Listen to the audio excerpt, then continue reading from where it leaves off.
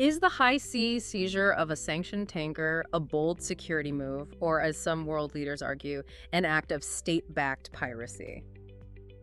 Hello and welcome to a new episode of the Commute commentary, where we look past the narrative to cut through regional bias. Today we are diving into the high-stakes maritime standoff involving Russia's shadow fleet and the recent UK-led interception of the tanker Smyrtos in the English Channel. It is quite the situation, right? Yeah, totally. So our mission today for everyone listening is to really objectively pull back the curtain on this massive, completely clandestine maritime economy that's basically emerged across the ocean since 2022. Right, because it's everywhere now. Exactly. So we're going to examine the actual mechanics of, how it functions, the tangible dangers it presents, and how wildly different global powers interpret this unprecedented situation. And we are strictly doing this without taking sides. Which is important because, the sheer scale of what is happening out on the water right now is just staggering. Oh, absolutely. We are looking at a parallel global supply chain operating entirely in the shadows. Yet, it moves billions of dollars of crude oil right through the most heavily trafficked, tightly monitored waterways on Earth. It's wild. So let's unpack the realities of this, starting with the interception of the Smyrtos. Because when you read the tactical reports, this operation reads less like, standard customs enforcement and more like a high-stakes, slow-motion heist movie. Yeah, that's a good way to put it. Right. Set in one of the world's busiest shipping lanes. So imagine the scene. It is the early hours of Sunday, June 14th, 2026. Pitch dark out in the English Channel. Very dramatic. Right, and you have this colossal commercial oil tanker just making its way south. Then, out of nowhere, the UK Armed Forces launch a highly coordinated 6-hour boarding operation. And the logistics required to pull that off in open water are, they're intense. You have Royal Marine commandos operating right alongside officers from the National Crime Agency. Which is not your typical pairing. No, not at all. Based on the operational breakdowns, they used heavy-lift Chinook helicopters. And they had to match the speed of the moving tanker in the dark, hovering dangerously close to the superstructure to just drop troops directly onto the deck. Wow. In pitch black. Exactly.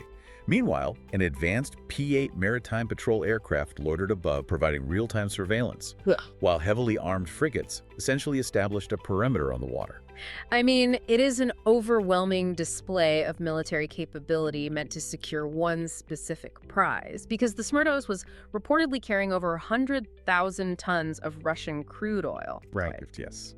It had sailed out of the Baltic port of Ust-Luga, heavily laden, and was destined for markets in either Egypt or India. And despite this aggressive boarding, the 25 crew members, who, by the way, were just regular civilian mariners of various nationalities, they were detained without putting up any resistance. Right, they were essentially bystanders caught up in a massive geopolitical dragnet. Yeah. But wait, how can a country's military just legally board a massive commercial ship in the middle of international waters? Before we even get into the mechanics of that, I have a question for our audience. Do you know which specific NGLS article allows a warship to exercise a right of visit to verify a vessel's nationality? If you know the answer, drop it in the comments below. We will be pinning the best explanation. Oh, that's a really good piece of trivia for the listeners. But to answer your question about how they legally pull this off, the critical element wasn't just military might. It was actually a bureaucratic maneuver. Bureaucratic? How so? Well, the Smyrtos had been sailing under the flag of Cameroon. But just prior to the interception in the Channel, Cameroon abruptly expelled the vessel from its registry. Oh, wow. So they just dropped them. Exactly. And under international maritime law, a ship's flag dictates its sovereignty. The moment that registry was revoked, the ship lost its national protection and became legally stateless. So a single piece of administrative paper suddenly gives commandos the right to drop out of the sky onto a civilian crew. That just seems, wild. It highlights a massive loophole in the United Nations Convention on the Law of the Sea. Generally, vessels enjoy the freedom of navigation, right, and exclusive jurisdiction by their flag state. So if a ship flies a French flag, only France can authorize boarding it in international waters. Okay, that makes sense. But a stateless vessel belongs to no recognized sovereign registry. It exists in a legal vacuum. By stripping the flag, the ship loses that sovereign shield. And that creates the exact legal gray area that authorities use to intercept, inspect, and ultimately seize the vessel without technically violating another nation's territory. So if they lose their flag, they lose their legal shield. That is fascinating. But this brings us to the broader mechanics at play here, right? Because the Smyrtos isn't just a lone rogue actor. No, not at all. It is one moving part within this colossal apparatus known as the Shadow Fleet. To really understand the scale of what is happening, we need to look at the how and why of this clandestine network. Yeah, and what's fascinating here is that geopolitical analysts estimate this parallel fleet consists of anywhere from 1,100 to 1,400 vessels. That is a massive amount of ships. Huge. And we are not talking about small coastal freighters. These are massive, often aging oil tankers. Yeah. And they are moving an estimated 75% of sanctioned Russian oil exports around the globe. Wow. It is literally a fully realized alternative logistical empire. And hiding an empire like that requires a masterclass in maritime evasion, frankly, because when you read into the tactics, it is far more complex than just, turning off a transponder, though they certainly do that. Oh, absolutely. That's just step one. Right. They utilize this dizzying network of shell companies, and they frequently change vessel names mid-voyage. But the most crucial tactic relies on those flags of convenience we just mentioned. Right, the registry flags. Yeah. Instead of a shell game, think of these flags like a burner phone. A ship owner acquires registration in a country with extremely lax oversight, uses the protection of that flag to move sanctioned cargo, and the moment authorities catch on, they just discard it and buy a new one. It's incredibly evasive, and reports actually highlight that Gabon's ship registry, for instance, has just exploded in size to accommodate this exact demand. Gabon, really? Yeah. Current intelligence assessments suggest that up to 98% of Gabon-flagged tankers are considered high risk, operating with these deeply obfuscated ownership structures.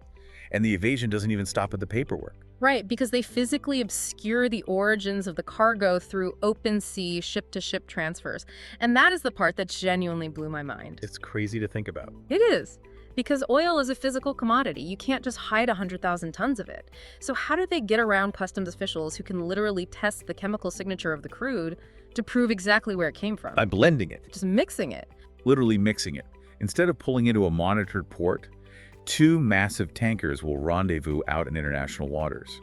They deploy these huge pneumatic fenders between the hulls so the ocean swells don't cause them to just crush each other. Right, because these things weigh hundreds of thousands of tons. Exactly. And then they transfer millions of barrels of crude through these giant industrial hoses. They mix sanctioned Russian crude with non-sanctioned crude from other regions. Wow. And this alters the API gravity and the sulfur content just enough to confuse the chemical spectrometry tests used by customs officials. They are essentially laundering the oil in the middle of the ocean. That is wow. Now, it's easy to think this is just some abstract problem for maritime lawyers, right? But this shadow economy is quietly rewiring the price of the gas we put in our cars and the fuel that heats our homes. Oh, absolutely. The macroeconomic impacts are huge. Because when you divert 75% of a superpower's oil exports into an unregulated black market, it completely alters global supply dynamics. But beyond that, there's a terrifying physical reality to this. Yeah. If these are aging, uninsured metal giants playing hide and seek, what happens when something goes wrong? Like, who do you even sue if they crash? That introduces the massive insurance gap, which analysts actually consider the most dangerous aspect of the entire shadow fleet. Really? More dangerous than the military raids? Yes, because in the regulated maritime world, ships carry protection and indemnity insurance. These are massive, multi-billion-dollar policies backed by Western syndicates, and they're designed to cover catastrophic liabilities. Like a ruptured hull destroying an entire coastline. Right. However, Western sanctions strictly prohibit those syndicates from insuring any ship carrying oil sold above the mandated price cap. Okay, so because they're locked out of standard Western insurance, they're sailing essentially uninsured or relying on obscure offshore firms. Precisely. Current investigations show that roughly 2/3 of these shadow fleet ships operate with unknown, domestic, or sometimes completely fabricated insurance documents. These offshore entities simply do not have the billions of dollars in capital reserves required to pay out a major environmental cleanup. Meaning, if one of these 100,000-ton ships runs aground, the host country, whose beaches are covered in crude oil, is going to be left footing the bill for a total environmental catastrophe. Exactly. The taxpayers end up paying for it. And the likelihood of that happening is climbing every single day. because over 72% of the tankers in this shadow fleet are more than 15 years old, and in the maritime industry, that is the exact age where metal fatigue and mechanical failures spike dramatically. It's a ticking time bomb. It really is. We saw a preview of this back in December 2024 when two ships operated by Russian entities collided in the Black Sea. It caused a severe oil spill that regional officials categorize as the worst environmental crisis in that area this century. And the physical risks extend far beyond accidental oil spills. European authorities are increasingly alarmed by the threat these ships pose to subsea infrastructure. Oh, the cables. Yes. The global economy relies on a super fragile web of underwater cables for everything from internet traffic to regional power grids. In December 2024, Finnish authorities investigated a shadow fleet vessel called the Eagle S. Then a year later, in December 2025, they captured a freighter called the Fitberg.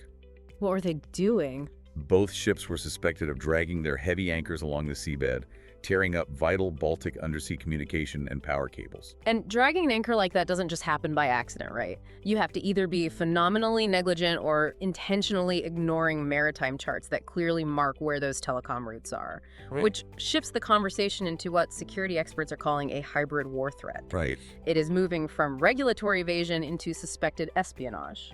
The intelligence assessments reflect exactly that escalation. When French authorities intercepted the sanctioned tanker Boraki, they didn't just find mariners, they found armed personnel on board. Wait, like mercenaries? Yes, including individuals identified as former members of a Russian private military contractor group. Their presence suggests they were not just, guarding cargo, but taking tactical command to ensure the vessel executed strategic maneuvers. That is intense. And then you have the drone incidents, which literally sound like something out of a techno thriller. There are documented instances of unauthorized surveillance drones appearing over NATO military sites and European infrastructure, specifically disrupting operations at Copenhagen Airport. Right, the airport disruptions. Yeah, and investigations strongly point to these long-range drones being launched directly from the decks of these Shadow Fleet vessels as they sail past. I mean, a 300-meter flat deck on a commercial tanker makes a perfect, untraceable launch pad. It really does. Yeah. And the military dynamic is only getting more complex because the Russian Navy has actually begun actively escorting these commercial convoys. Escorting them. Yeah. We're seeing heavily armed Russian naval warships accompanying groups of Shadow Fleet tankers right through international waters. During one highly publicized standoff, the Russian frigate Admiral Grigorovich actually fired warning shots at a British yacht while protecting a convoy of tankers moving through the English Channel. That is, it is a profoundly volatile cocktail of military raids, environmental time bombs, and high seas espionage. Very volatile. So, to make sense of it all objectively, we need to examine the geopolitical chessboard. We are going to look at the starkly contrasting narratives driving this standoff, without passing any judgment on who is right or who is wrong, because honestly, the viewpoints are fundamentally incompatible. So let's start with how the UK, France, and Ukraine interpret this. Well, for Western allies and the leadership in Kyiv, these interceptions are framed as an absolute legal and moral necessity. UK Prime Minister Keir Starmer and Ukrainian President Volodymyr Zelensky argue that the Shadow Fleet is essentially a rogue financial network actively funding a war machine. Right. From their perspective, aggressively targeting these vessels is the only way to enforce the international sanctions regime and throttle that revenue.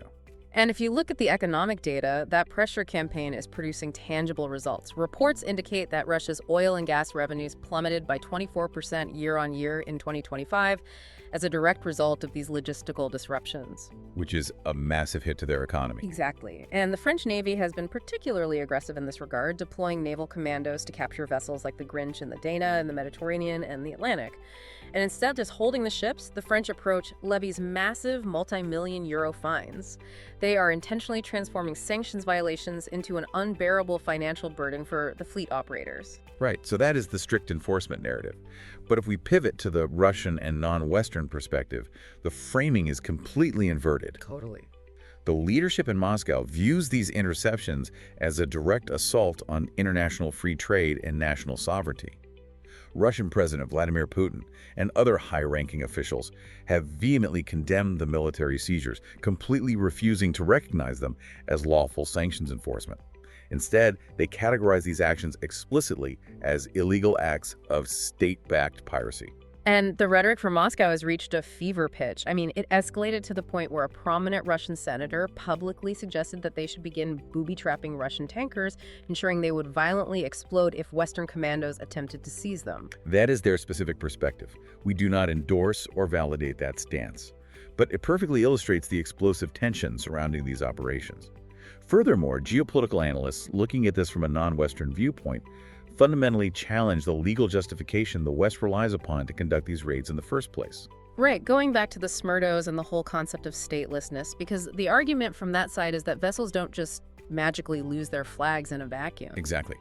These analysts argue that Western nations are intentionally weaponizing their diplomatic and economic leverage to bully smaller flag states, like Cameroon or Gabon, into abruptly dropping these ships from their registries. So they're forcing their hand. Yeah. Yeah. By forcing the cancellation of the flag, they argue the West is artificially manufacturing the very legal loophole they need to send in the commandos. They view it as a cynical manipulation of maritime law rather than a defense of it. And despite the commandos, the fines, and all the diplomatic pressure, those same analysts highlight a crucial data point. Russian oil exports have continued to grow. They have. Because the Shadow Fleet is highly adaptive. We are now seeing ships boldly sail right through the English Channel with their transponders completely disabled or intentionally flying the sovereign Russian flag. And historically, Western navies have shown extreme hesitation to board a vessel flying a Russian flag, knowing that a single miscalculation could trigger a direct military escalation. It's true. The enforcement of this embargo is a dizzying balancing act, and it isn't always absolute, even among the most staunch Western powers. Yeah. A fascinating counterexample actually occurred from the United States perspective in March 2026. Okay, this is the part of the geopolitical calculus that really caught my attention. The U.S. actually broke its own embargo rules, right? Well, in a manner of speaking, yes. Amid a sharp conflict with Iran in early 2026, global energy markets were facing massive instability. Supply was severely threatened, and crude oil prices were threatening to skyrocket globally. So in response, the U.S. government temporarily eased restrictions. They actively allowed the sale of Russian oil held on detained Shadow Fleet tankers back onto the global market. Which really exposes the profound contradiction at the heart of this entire conflict. I mean, Western powers want to economically starve a geopolitical rival, but they operate within a global market that is essentially a zero-sum game. Exactly. If you successfully pull millions of barrels of Russian oil off the market, global supply plummets, and the price of crude skyrockets for everybody. The U.S. leadership recognized they couldn't afford to trigger massive domestic inflation and a huge gas price spike, while also managing the Iran crisis, so they quietly allowed the Shadow Fleet to function. It perfectly encapsulates the modern reality of economic warfare. You are watching a fundamental stress test of the global maritime order. Right. On one hand, you have thousands of ships hiding behind complex corporate illusions, essentially ignoring the established rules of global trade. Right. On the other, you have advanced militaries actively engaging commercial vessels to enforce those rules. It is challenging the very framework that has governed the open oceans for decades. We are looking at the exact same stretch of water in the English Channel being interpreted in two fundamentally incompatible ways. One side sees a vital, lawful campaign to defund a war. The other side sees weaponized piracy designed to illegally choke global commerce. So what does this all mean? It is a slow-moving, high-stakes game of cat and mouse happening out on the open oceans, and the rules of engagement are being rewritten in real time. Is the world witnessing the birth of a permanent, alternative maritime economy beyond Western reach? Share your views on this in the comments section. And that wraps up our discussion for today. Browse our show for more global insights, hit the like button, and don't forget to subscribe so you don't miss the next shift. See you next time on the Commute Commentary.